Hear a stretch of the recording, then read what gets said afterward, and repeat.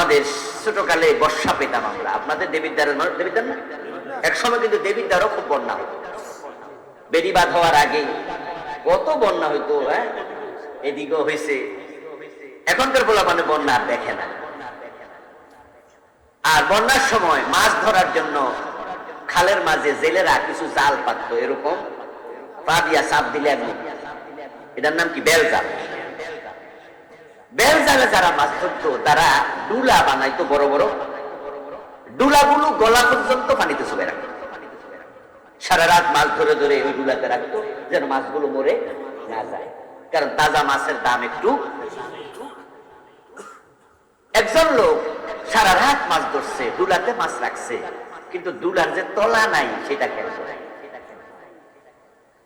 ডুলার তলাতে এত বড় ছিদ্র, উনি ওই ছিদ্র বন্ধ করে নাই বা ছিদ্র প্রতি খেয়াল করে নাই, সারা রাত মাছ ধরছে। সকাল বেলায় যখন উনি ডুলার টান দেবে, বলুন তো ভিতরে কি মাছ থাকবে? লোকটা কি মাছ ধরে নাই? কথা বলতে হবে, মাছ কি ধরে নাই? কিন্তু ওর মাছ তো নাই, কারণ সে উচিত ছিল আগে ডুলার তলা ছিদ্র আছে কিনা, ডুলাতে কোথাও ভাঙ্গা আছে কিনা এটা খেয়াল করা। এই ব্যাককল জেলে এটা খেয়াল করে নাই, শুধু মাছই ধরছে। এখন সকাল বেলায় মাথায় হাত দিয়ে কান্না করা ছাড়া তার উপায় আজকে। ওই গরিব জেলে সকাল বেলায় মাথায় হাত দেবে, কারণ মাছ বিক্রি করে চাল কেনার কথা, ডাল কেনার কথা। গরিব মানুষ মাছ বেচে তো খায়। এখন মাছ তো ধরেছে, কিন্তু ডুলা তো তোলা নাই, সে তো জানতো না, সে খেয়াল করে নাই। এখন ঋণ করা লাগবে, কষ্টে পড়ে যাবে, কিন্তু মরে যাবে না। হয়তো আগামীকাল আবার মাছ ধরতে পারবে। এবার বলুন, আখেরাতে গিয়ে যখন দেখবে আমল করছে কবুল হয় নাই, দুনিয়াতে নতুন করে এসে আবার আমল করার সুযোগ আছে নাকি? ওই জেলের কষ্টের চেয়ে আমল যার কবুল হয় না তার কষ্ট হবে কোটি গুণ বেশি, কারণ সেখানে ধরা পড়ার পরে ফিরে আসার সুযোগ আর নাই। এমন আল্লাহর অসংখ্য বান্দা থাকবে, আল্লাহর সামনে হাজির হওয়ার পরে দেখবে তার আমল নামা একবারে খালি, সাদা কাগজের মতো, একটা নেক আমলও নাই। অথচ লোকটা নামাজি ছিল, রোজা রাখতো, হজ করেছে, যাকাত দিত। আল্লাহ তাআলার সামনে গিয়ে বলবে, প্রভু আমার নেক আমলগুলো কোথায়? আমি তো কপালে কালো দাগ ফেলে দিয়েছি, আমি তো কখনো ফজরের নামাজও কাজা করি নাই। হুজুররা বলছে 1 টাকা দান করলে 10 টাকার সওয়াব হয়, কোরআনে আছে। আমি তো হাজার হাজার টাকা দান সদকা করছি, কোথায় আমার নেকগুলো? আল্লাহ বলবে, বান্দা তুমি কি সূরা কাহফের 103 এবং 104 নম্বর আয়াত পড়ো নাই? ওখানে তো আমি বলছি এমন অনেক আমলওয়ালা আছে যাদের আমল সব বাদ, তুমি তাদের একজন। ওই সূরা পড়লে, ওই আয়াতগুলো পড়লে তুমি তো জানতা যে কাদের আমল কবুল হয় না। আমার প্রিয় ভাইরা, সব মানুষের ভালো কাজ কবুল হয় না। আপনাদের এলাকায় হিন্দু দোকানদার যদি থাকে, পাশে কোনো বাজার আছে না? খলিলপুর বাজারে যদি কোনো হিন্দু দোকানদার থাকে, ডাক্তারি করতেছে, ওষুধ বেচতেছে, মিষ্টি দোকান দেয়, ওখানে যদি কোনো হিন্দু লোকের দোকানে ভিক্ষুক ঢুকে 10টা টাকা দেন, হিন্দু কি ভিক্ষা দেয় না?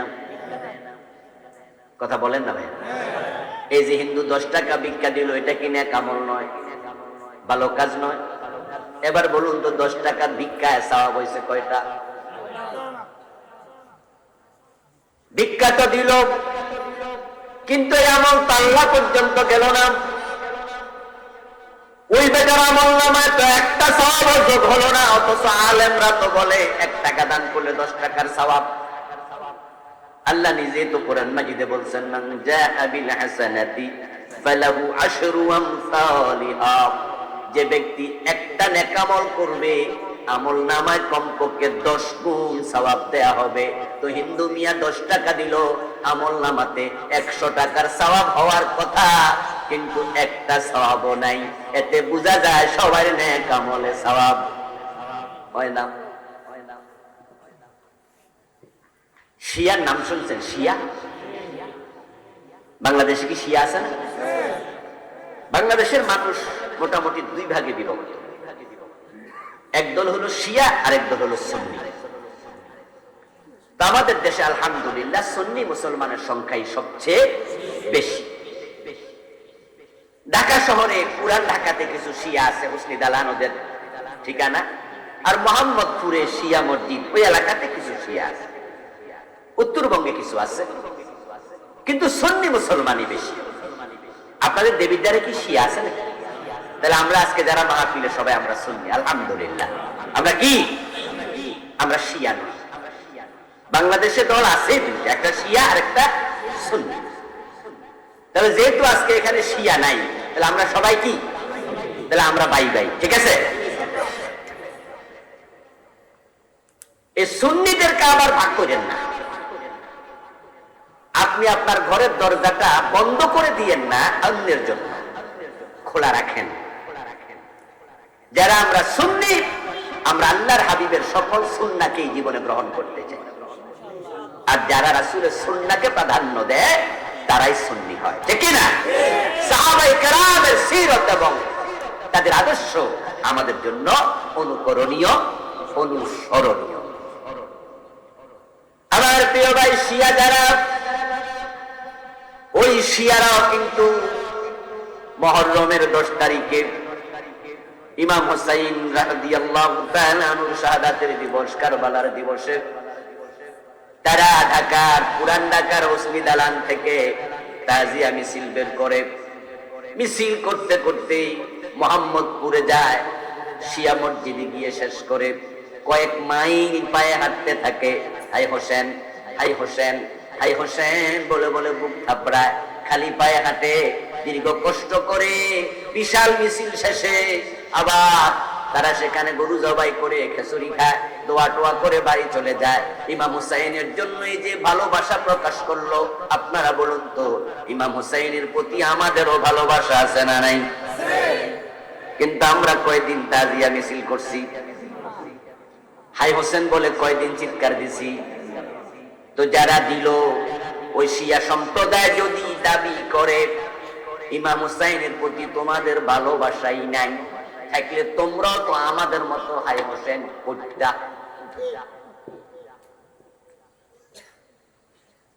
আমি কি কথা বুঝাইতে পারতেছি? এবার আপনারা সবাই জবাব দেন তো, ইমাম হুসাইনের প্রতি আমাদের ভালোবাসা আছে না নাই? সবাই আছে? হাই হোসেন কয়দিন করছে? ওরা যদি বলে হাই হোসেন তো করো নি, তো ভালোবাসা থাকলে কেন করলাম?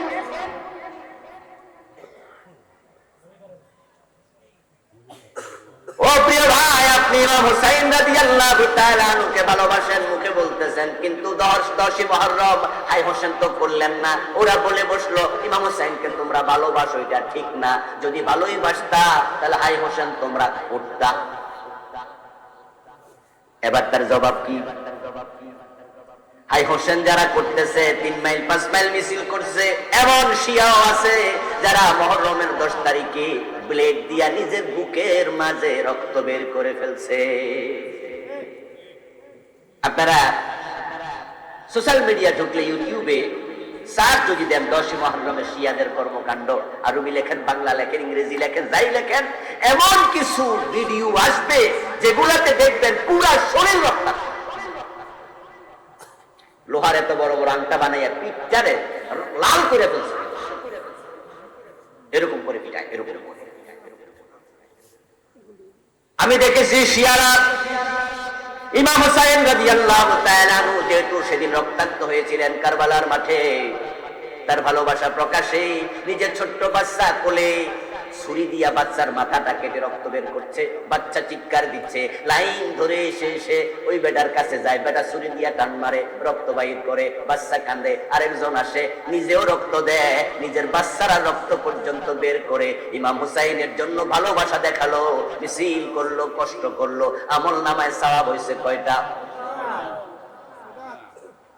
হয় নাই? এত কষ্ট যে করলো।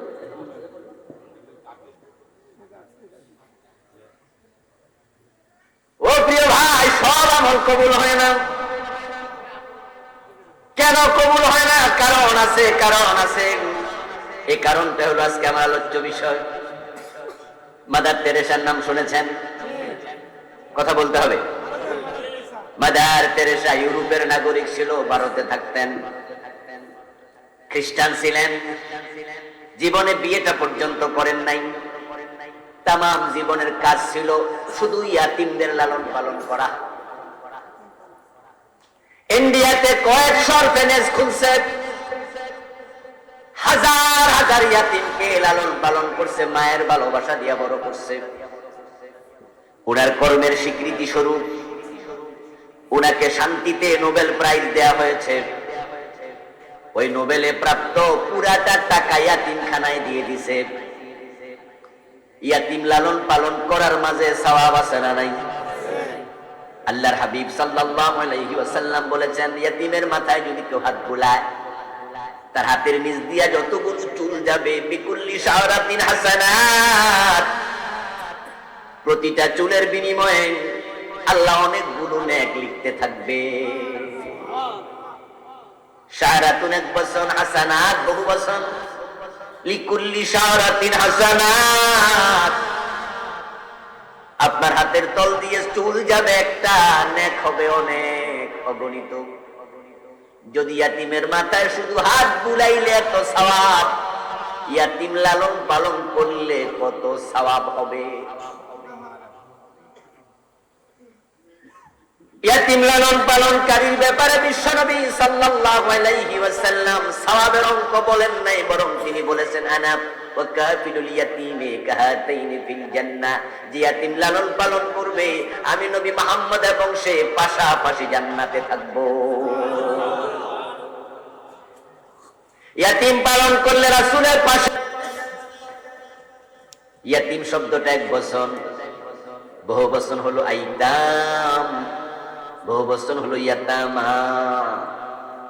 আনা ওয়া কাফিলুল ইয়াতিমি কাহাতাইনি ফিল জান্নাহ।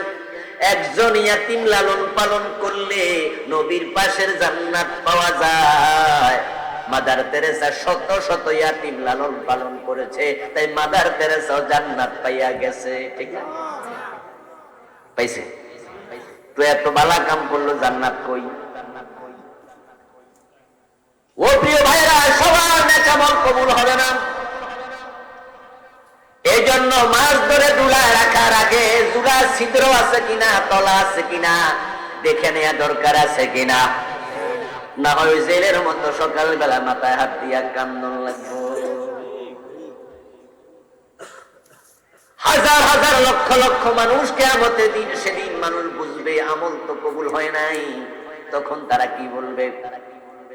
পবিত্র কোরআন মাজিদ আল্লাহ তাআলা বলছেন, সেদিন তারা বলবে, ওয়ালাউ আন্না লানা কাররাতান ফানাকুনা মিনাল মুমিনিন। ও আমাদের রব, আমাদেরকে দুনিয়ায় আরেকবারের জন্য পাঠাও, আমরা আবার ভালো মুমিন হয়ে ফিরে আসতে চাই। কারণ যাদের ঈমান থাকে না, আমল নামায় কোনো সওয়াব যোগ হয় না। আল্লাহর কাছে তারা বলবে, আল্লাহ আমাদেরকে দুনিয়ায় পাঠাও, আমরা ভালো হয়ে যাব। যে কারণে আমল কবুল হয় না, সে কারণগুলো আমাদের জীবনে আর সাইড দেব না, জায়গা দেব না। ফাইন উদনা ফাইন্না যালিমুন। অন্য আয়াতে আল্লাহ বলেন, তারা বলবে, দুনিয়ায় পাঠায়া দাও রব, এই অপকর্মগুলো যদি আমরা আবার করি, আমরা জালেম, তখন তুমি যেখানে মনে চায় সেখানে পাঠাইও, যা মনে চায় শাস্তি দিও। এখন একটা দরখাস্ত, আমাদেরকে একবারের জন্য হলেও দুনিয়ায় পাঠাও, আমরা ভালো হতে চাই। আপনারা একটু জবাব দেন তো, দুনিয়ায় পাঠানোর কোনো সম্ভাবনা আছে নাকি? আর কিন্তু আসতে পারবেন না, একবারই আসছেন, চলে যাবেন, আর আপনাকে এখানে পাঠানো হবে না। আমরা জন্মান্তবাদে বিশ্বাসী নই, যদিও কিছু কিছু হিন্দু বিশ্বাস করে। আবার আসিব ফিরে ধানসিঁড়িটের তীরে এ বাংলায়, নাউজুবিল্লাহ পড়েন। বলতেছে হিন্দুরা এরকম বিশ্বাস করে। দেখবেন যে হিন্দুরা যখন কথা বলে, তখন একজন আরেকজনকে মাঝে মাঝে এরকম বলে, তুমি এত ভালো, মনে হয় আগের জন্মে আমার মা ছিলা, আগের জন্মে আমার ভাই ছিলা, আগের জন্মে আমার এই ছিলা। তারা বুঝাচ্ছে তুমি ভালো কাজ করলে আমার জন্ম হবে, যদি ভালো কাজ করো। তাহলে কবি জীবনানন্দ দাশ বলেছে, আমলের আলোকে, কাজের আলোকে আবার আসিব ফিরে ধানসিঁড়ি নদীর তীরে, হয়তো দাঁড় কাক হয়ে, না হয় সিল হয়ে, না হয় কুত্তা হয়ে। ওনার কবিতা, ওনার ধর্ম বিশ্বাস তিনি প্রকাশ করেছে। আবার আসিব, মানে এই বাংলাদেশে আমি জন্মেছি, আমার মৃত্যুর পর আরেকবার আমি আসবো। তবে সেটা কিভাবে আসবো? আমার কর্মের উপর নির্ভর করবে। যদি আমি ভালো কাজ করি তাহলে আমি ভালো রূপে আসবো, খারাপ কাজ করলে খারাপ রূপে আসবো। এটা হচ্ছে হিন্দুদের বিশ্বাস। আমাদের বিশ্বাস হলো মৃত্যুর পরে ফিরে আসার সুযোগ আর নাই। তাহলে আমাদের যাওয়া হবে কয়বার? কথা বলুন, যাওয়া হবে কয়বার? ওই লোকগুলো সেদিন বলবে আল্লাহ আমার আরেকবার পাঠাও। আল্লাহ তখন বলবেন খুযূহু ফাগুল্লুহু সুম্মাল জাহিমা সাল্লুহু। ও ফেরেশতারা তারে ধর, জাহান্নামের বেড়ি পড়ায়া, হ্যান্ডকাপ পড়ায়া, গলায় শিকল লাগায়া, পায়ে শিকল লাগায়া, সুম্মাল জাহিমা সাল্লুহু, জাহান্নামের মাঝখানে ফেলে দে।